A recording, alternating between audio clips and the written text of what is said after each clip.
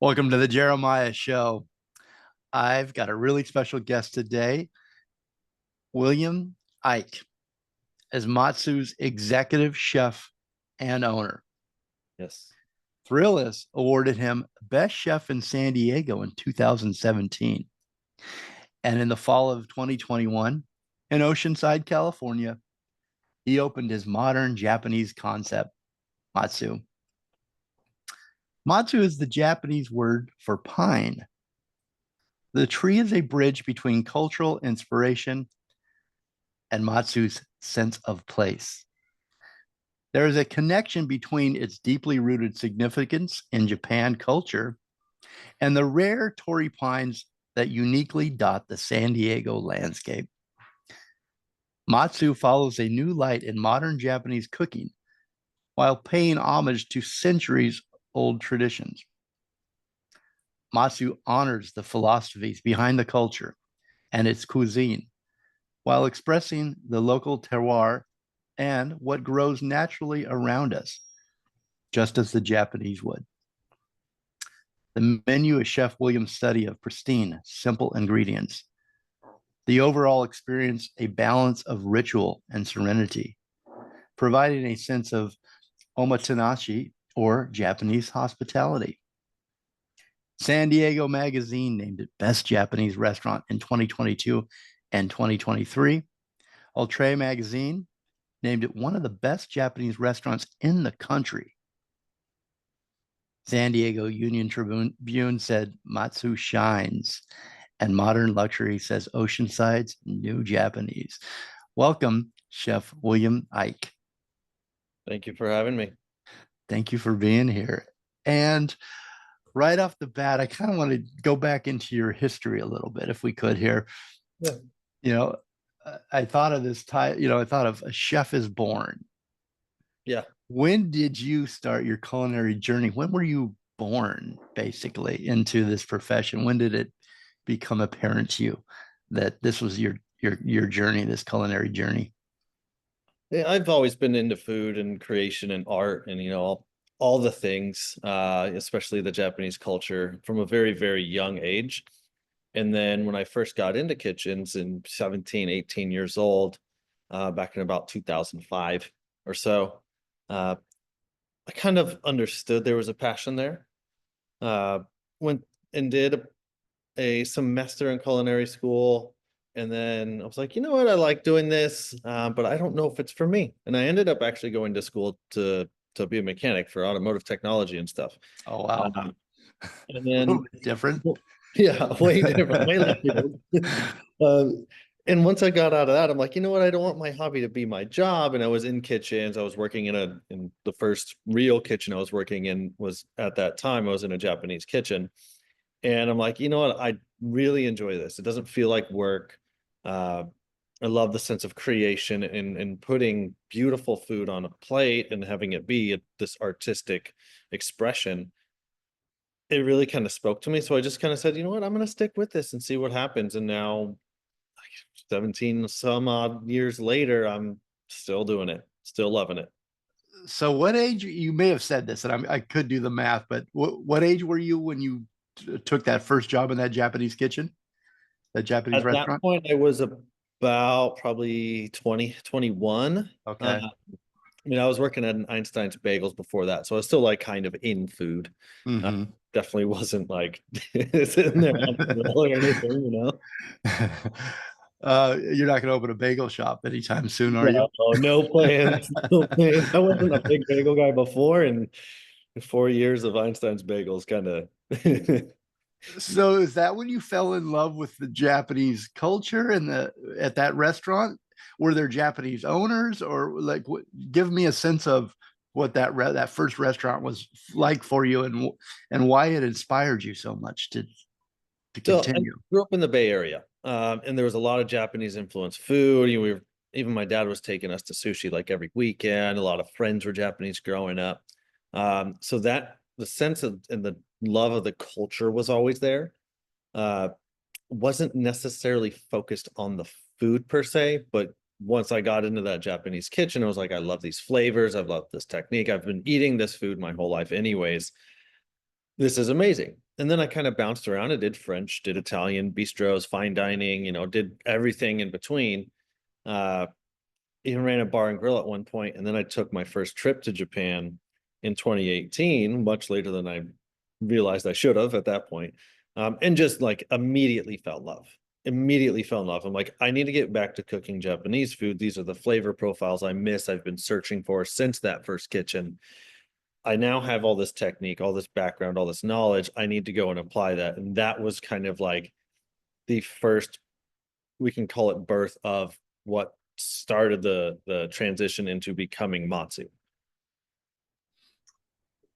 When those flavors that you mentioned that you grew up with that you love, pretend that I've never, or the listeners have never been to a Japanese restaurant or know what some of these flavors are, what some of these ingredients are. Can you bring that to life, the description of what you love so much about those flavors? So a lot of people, even if you haven't been to a Japanese restaurant, the biggest buzzword that a lot of people hear, even on Food Network or anything like that, is umami. And to really understand it is a much different thing than just like hearing it and like, wow, this is umami. And really at the end of the day, it's just like, this is savory, this is delicious. It coats my entire palate. Mm-hmm. It could be something really light, just like a seaweed broth, but it has that sense of fullness and deliciousness. And that was kind of what I was looking for. It was always kind of missing. Like there was always salt and acid and other things that were really delicious. You could put pickles on a piece of fried chicken and you're like, wow, this is the coolest thing ever. But having that without having like heavy, rich flavors and still having that flavor profile in these lighter broths and just how they treat vegetables and like a really nice piece of fish, uh, that's what really spoke to me. Okay. Let's go back a little bit before you started that first restaurant job, and you love to cook, you said. Yeah. So would you cook for yourself, for your family, or would you play around in the kitchen Oh, before you yes to had? all those. Yes to all those. Yes. I really started Mother's Day when I was about 6. I would just like do toast and scrambled eggs and put some jam on the toast and whatever, bring that to my mom. That was kind of like the very introduction starting phase of cooking. And I just kind of did it because I wanted to make mom happy on her special day. And Uh, did you? Was yeah. she happy? I mean, What she a was good happy son. that she got something that she didn't have to cook, I'm sure. Did Uh, you like that feeling of her being happy by and enjoying something that you cooked? Do you remember that feeling? Was that, yeah. I mean, like they say, so actors sometimes say, I performed in front of the family and I got such great applause or love from that spurred me on to go further. Is there a similar experience like that as a chef? Do you remember feeling that, how it made you feel to serve somebody or to cook for someone? yeah, I mean that's what I still cook for realistically, and I think a lot of chefs absolutely that's what they cook for. Am I chasing certain accolades with Matsu? Yes, but really at the end of the day, the thing that I cook for and the thing that I love the most is just seeing the smile on a guest's face, and they had a great experience. It's that same feeling when I was 5, 6 years old with my mom. It's something we all chase, just making people happy, presenting them with something that nourishes them. It's with the Japanese food that we cook at Matsu, there's not a lot of like heavy, rich fats. We don't really use butter. We don't really use cream. There's not a lot of milk or any dairy in our food, with the exception on desserts and stuff. But having something that's a little lighter and healthier and having them be like, wow, this is truly delicious. That's that's where we get that almost like high, you're like, Mhm. and you're just like, this is amazing. I want to feel this every single day. You ever sat back and thought about how many nights, how many experiences you have sparked or marked on someone's life that a couple goes home after a meal at your place and it's the meal they talk about with all their friends forever and they've got to come back every year at that, at a certain time. You ever thought about how many people you have impacted, I guess, through your food, through your cooking, through your restaurant? Yeah, sometimes. I mean, especially like the nights, even the specific one semi recently, we had a couple sit at my chef counter and ate one of the courses, and the wife was brought to tears because it reminded of her sister that had passed away a few years ago. It's a Oh, very wow. simple story, but she was just like, I feel like she's here with me. And it was like that one like really hit home. It resonated. And the rest of us in the kitchen and probably the front of house too, just walked away probably for the next few days. And we're just like, that's what we want every guest to feel like every single day. Like we don't want to make our guests cry all the time, you know, that's probably, No, but that, but we want to touch them. We want them to feel something. yeah, you brought up a connection, and that's amazing. That's an amazing story. A Yeah. beautiful story. When you were, I'm still stuck back on you before you became, Yeah. you, Chef Yeah. William, and known for what you're known for. Uh, were you, as a kid, you said you were artistic? Does that Yes. mean that you drew? Like, were you creative with an imagination? What were what were your interests Um, originally creatively? I did a lot of drawing and painting. Second grade, I was got really into art and Monet and Van Gogh and all that stuff. Like I still have a replica of Monet sitting in my house now that my mom got for me after a museum tour. So I was really into like art and all those things. Uh, and even when I started cooking, when my parents split, when I was 11 or 12 years old, and my mom was like, I need to go back to school. I'm going to get my master's.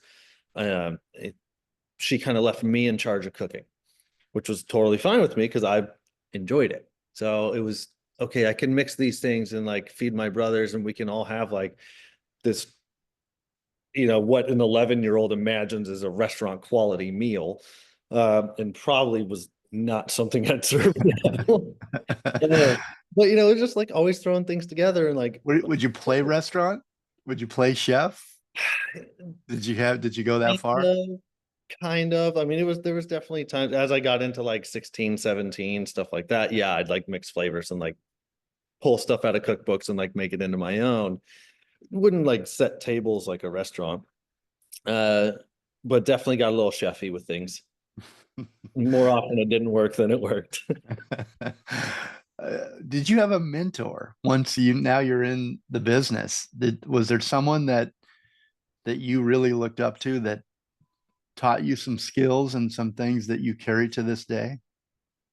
Yes and no. I mean, a lot of my research and stuff, would just because I'd never finished culinary school, I'd buy all these cookbooks from all these world-renowned chefs, and just like thumb through them. So I going out having beers with the cooks at the end of the night, I'd go home and grab a six pack on the way, but sit there and thumb through the book and like turn on Iron Chef or Top Chef or whichever one was popular at the time, and watch those religiously and just study how they were doing things, Google things like YouTube University. Everyone talks about it, but a lot of learning can be done that way. And then it was trial and error from there.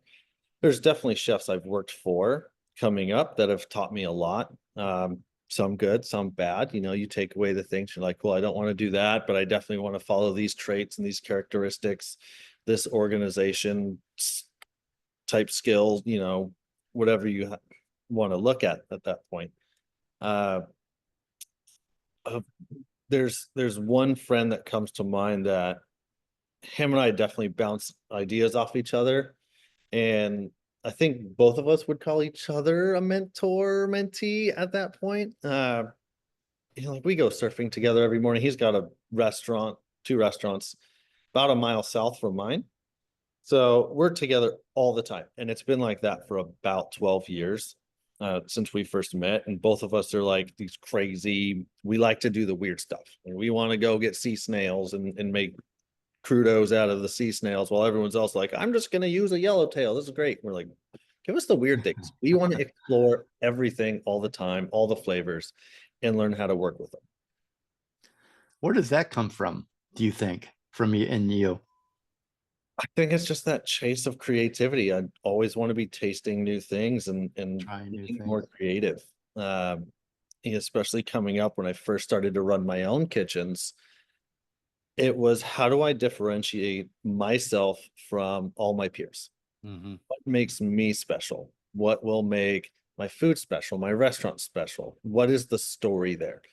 Uh, and that's how I really got into terroir focused cuisine, got into foraging, got into all these things in the early years to understand the environment around me and present that eventually in what is now Matsu, um, in this Japanese traditional focused light, but using pine needles to make sorbet or, local spiny lobsters. It was always having this sense of terroir and applying that, and it gives somebody a sense of place, and you can't have a meal like that anywhere else. Uh, Mhm. so a lot of that creativity comes from all that deep research and all that, and then thinking of things in, well, asparagus is nutty. Why wouldn't you put that with chocolate? Sounds really weird, but when you think of it as a flavor profile rather than what the ingredient actually is, it potentially works. And then just getting like mixing and matching from all there. You said that you were self-taught, that you bought every cookbook, that you watched everything you could to learn. Was there ever did you ever feel an insecurity that you were self-taught, and did that give you an edge, do you think? If you did, was there like, I've got to be better than everybody else, and I can, were there measurements and markers for you that to really learn your craft? Yeah, I mean, definitely. I think it stems from having a sports background even farther back. I was a competitive swimmer growing up. I trained for Junior Olympics when I was 10 years old. So that competitive nature, I need to be better, Mhm. has always been there, and it definitely shows in the food. Uh, it shows in our sourcing of ingredients, especially at Matsu. We have Okinawan brown sugar that has to come from one of 5 or 6 distinctive islands throughout Okinawa. It is the best sugar in the world until I find something better. And then that's what we will use. It's definitely not cheap sugar, but it's if it's better, we're gonna want to use it. And we're not just gonna stop once we find that. We're gonna continue to look and find something better because that's gonna make our food better. That makes our sourcing better. Maybe it's more sustainable, better for the environment. There's constantly that chase to perform better for sure. And it's still a drive in you as strong as it was from the beginning. It Absolutely. still drives you every day. That's great. Do you would you recommend the path that you took for chefs that are listening right now, that are that admire you, and what, how does Chef William get there? Would you recommend that path, or is there anything that you missed from going to culinary school, or doing it that way? What are your thoughts on that? I think the biggest thing that I missed was exploration farther out because I'd almost all my career San Diego County. Um, I would definitely recommend like pick up as many cookbooks, talk to many people, look at all the YouTube videos, try to figure out your own style for sure. Mhm. Um, I'm not a huge like go to culinary school guy. I think if you're gonna spend that money on school, save that money and travel. Go stage at some of the world's best restaurants and spend the money doing that because one, you're going to get connections with those guys, and two, you're going to get just as much schooling twice as fast, 3 times as fast. You can pick any style you want. You email Noma, #1 restaurant in the world, and say, hey, can I come for a month, 2 months, and just work in your kitchen? You're going to pick up skill sets. You're going to talk to people who have seen things that a lot of guys in culinary school might not have seen, and they might not teach you. Um, you're going to learn great technique in school. I'm not saying school's bad, but Mhm. you're going to learn techniques. You're going to learn rhythms. You're going to learn how to run a restaurant. But there's things with staging around the world, and you're going to learn cultural things that are going to be so much more beneficial. And The it, real life I wish experience. I would have done. Yeah, I wish I would have done that stuff. So that's what I would recommend. But absolutely, dive That's into good it. advice. Yeah. Well, you've worked, you said 17 years, 15 to 17 years. I've got 15, Yeah. that you've been a professional chef, or consider yourself a professional, been in the profession. Yeah. Is there a year that was most important to you that stands out as like a milestone year in your progression and in your education as a chef? And what was that? What was that? Why was it so important to you? Several stand out. The first time I got my first executive chef job, for sure, uh, I was scared, worried. I thought I was gonna ruin the restaurant. Um, I wasn't ready. And most people, you're never ready realistically. You're never actually ready, but it's you'll put your head down and try your hardest. Describe stuff. I'm sorry to Yeah. interrupt you, but describe the headspace you have to be an executive chef. What's that? What is that like? What is that mindset that, I mean, maybe you never feel totally comfortable, You, you I mean, know? it becomes more comfortable over time. Yeah, It's you got to really put yourself out there, and it's you're not just creating food. It's not just your menu. You're subjecting yourself to all that scrutiny because your palate might be different than my palate, might be different than her palate. yeah, Everybody's tastes and views on food are different, and allowing yourself to be subjected to that criticism at all times, you have to be ready for that. Because I like a smash burger, but you might like this really nice, thick, medium rare burger. yeah. Uh, and that's okay. Understanding that that's okay. And then realizing it is so much more than just cooking good food. You've got to be good at math. I really hope you can get your food costs and your percentages right and cost out a menu, because that is going to be more important than just making tasty food. And you are putting yourself out there, right? You're like an artist. You are an artist, and you're putting yourself and your food out there for judgment, which has to be such a personal thing. It's your creation, and yeah, you are subject to the masses, you know, judging you in a way as Absolutely. an artist. So And I cut you off. I'm sorry about that, but you had a couple more milestones that have stuck out, or years that have really stuck out that you were mentioning. um, the first time I opened up 608 was the second executive chef job I had. And the owner of it was a very like silent, didn't want to be in the limelight kind of guy. So he's like, we're just gonna say you're owner to all the public. And that was like an eye-opening. It's really all on my shoulders now, and going into every single cost, not having a front of house manager that's going to sit there and like help with the labor costs for the front of house, and then financial stuff and P&Ls and all that stuff. Like that was a big jump for me. uh and then going to Japan for the first time in 2018 was probably the biggest, because it was, now I know who I want to be, what I want to cook, where I want to be, how I want to do it. I just have to figure out every other aspect to it. So was there a moment when you said, there's no going back? This is what I'm going as hard as I can forward. I'm climbing that hill. I'm going to be the best I can be. Was there a moment that you asked, you considered, was there ever a moment you considered, not going forward? Or do you remember when you said, this is for me all the way? It was right before my first daughter was born. Realistically, I was working in fine dining at the time, and I thought the food we were doing was great. It was creative, it was beautiful. But then I thought to myself, I'm like, I cook food this good at the bistro I just worked at. Just because it's plated a little different and there's a little more attention to detail. The ingredients at the bistro, we had our own 3-acre farm 3 miles from the restaurant for the bistro. Mm. It was as farm to table as you get. Wow. The quality of the ingredients were just impeccable.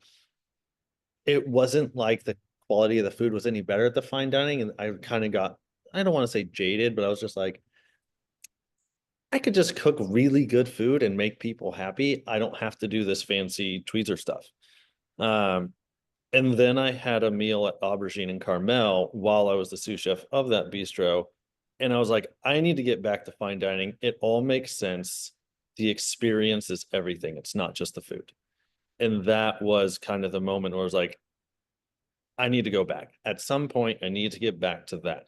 And it took 10 years or so, 8 years. And then I opened Matsu. What a great story. So we're about to take a break here, but I was looking at your headshot today that you sent me, which is really really great. The photographer Leo Yeah. Cabal, Yeah. yeah, really great. But I noticed what stood out to me a lot were your tattoos. And do your as an artist, did you draw or create some of those tattoos that you have, and do they tell a story about you? A few of them that aren't shown, yes. Some of the ones that are a little bit closer, like on the actual torso. One in particular on my right sleeve where the octopus kind of is. It would be my first tattoo. Is kind of hidden in there. It was my nickname growing up, so I got just the image of kind of what that's started from tattooed. But most of that sleeve, it was talking to the artist and say, hey, I want the upper half to be vegetables, pick some cool ones. I want the bottom of that to be sea life. And he was like, I got this beautiful octopus. And the guy is a phenomenal artist. So I'm just like, go for it. Yeah, Just have beautiful. the other one, a little bit more creative freedom of the artist. We would just bounce ideas and I'd be like, yeah, that sounds great. Because as an artist, I'm going to trust the artist that's going to do the artwork on me and want them to express their vision as well. And if we can come together and have this collaborative kind of image, it was kind of like just the back and forth with those guys, and it really kind of meant something to me as an artist to allow them to have that creative freedom as well. So that is a story about you. Yeah. That does say something about you, about your personality and how you look at things. And I appreciate you answering that. I was told one time, don't ever ask anybody about their tattoos. They're too personal. It's a rude question. So I appreciate you. But yours were so beautiful. I just thought there's something there, I'm sure, that tells the story of who you are also, how you look at life. What does your food tell? What type of story is it telling? If you look at a lot Is of it like, about you? yeah, it looks, if you're looking at the picture, like there's the abalone shell one, right? And that one's very, very close to my personality. It doesn't look like much. It's just a shell. Underneath there's the abalone and the corn and everything else. But when you eat it, it's very loud flavors. It's very in your face. It tastes like the best corn chowder you've ever had in your life. And that's that kind of like hidden minimalism with just this well thought out, well articulated, deeply researched kind of dish that's very well balanced. That's kind of how my personality is. Like if you see me in the restaurant, I'm probably keeping quiet. I'm to myself. I might run some food with the servers and just help them put it down. Most people don't know I'm the chef. I'm the only one not in a chef coat. All my other guys are. And they're like, oh, okay, that maybe he's the expediter, or maybe he's just like the dishwasher, or whatever. I love that because it keeps me hidden in plain sight. Because usually I am very introverted. Unless I've had a lot of coffee. then I'll just go. But that's kind of how the food is. It's very kind of minimal. Some dishes are a little bit more intricate and delicate looking than others, but it's very just like, here's something that's seemingly so basic. And then when you eat it, it's like, there is so much going on So here. much layers there. That's your food. Yep. All right. This is great. I am talking with Chef William Eick, executive chef and owner at Matsu in Oceanside. The food pictures that you referenced there, D. Sandoval. Yeah. I recommend everybody to go follow you, Chef, at Chef William Eick. It's Eick is the last name, how to spell that. And also at Eat Matsu on Instagram. Beautiful, beautiful food photography. And you can check that out. I'm also going to put the photos that that were shared with me out on my social when we promote the show here. But I really recommend going to Instagram at Chef William Eick, Eick again, and also at Eat Matsu, Matsu. Check out the beautiful photographs of the food and the menus, and subscribe to be the first to know about events, new menus, and upcoming collaborations at eatatmatsu.com. That's eatatmatsu.com. San Diego Magazine named it Best Japanese Restaurant in 2022 and 2023. Ultra Magazine says one of the best Japanese restaurants in the country. That's go see for yourself. That's such a great compliment. Modern Luxury says Oceanside's new Japanese. That's Matsu. And again, my special guest this hour, Chef William Eick, executive chef and owner of Matsu. We'll be right back. Don't go anywhere.